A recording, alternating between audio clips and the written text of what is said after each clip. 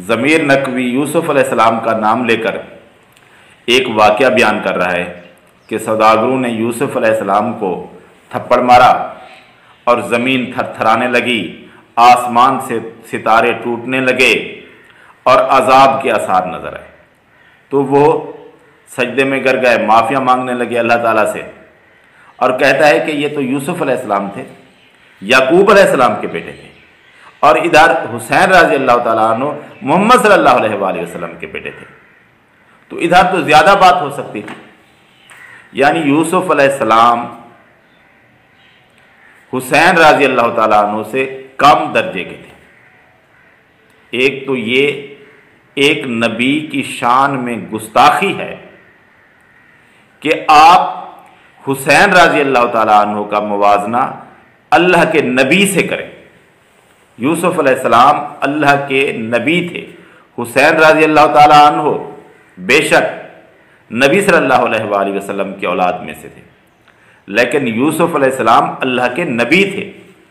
एक तो ये एक बहुत बड़ी गलत बात की है शख्स ने कि यूसुफ अलैहिस्सलाम को हुसैन रज़ी अल्लाह ताला अन्हु से कम दर्जा साबित करने की कोशिश की है।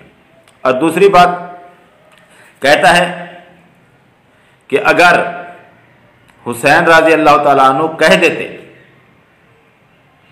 तो ज़मीन फट जाती, आसमान फट जाता, क़यामत आ जाती, लेकिन कहा नहीं। क्यों नहीं कहा?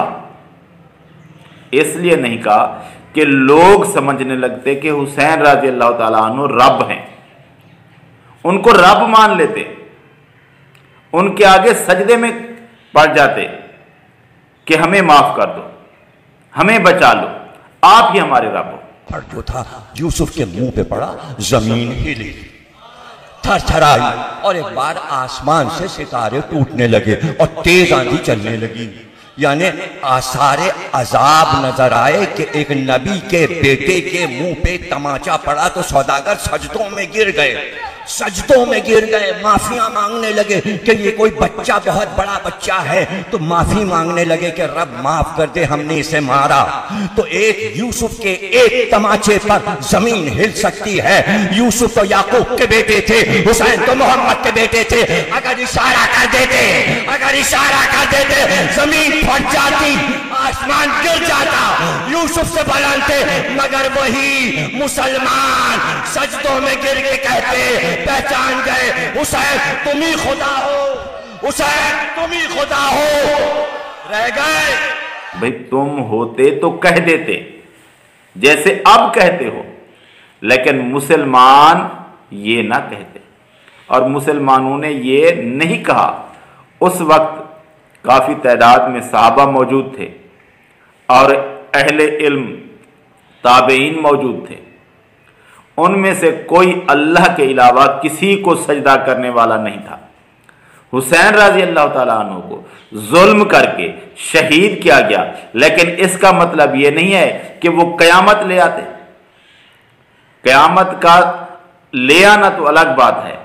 अल्लाह ताला तो ये फरमाता है कि मेरे अलावा किसी शख्स को, किसी नबी को, किसी पैगंबर को, किसी फरिश्ते को भी इल्म नहीं कि क़यामत कब आएगी। इसका तो किसी को इल्म ही नहीं है, तो क़यामत लेकर आना तो दूर की बात रहेगी।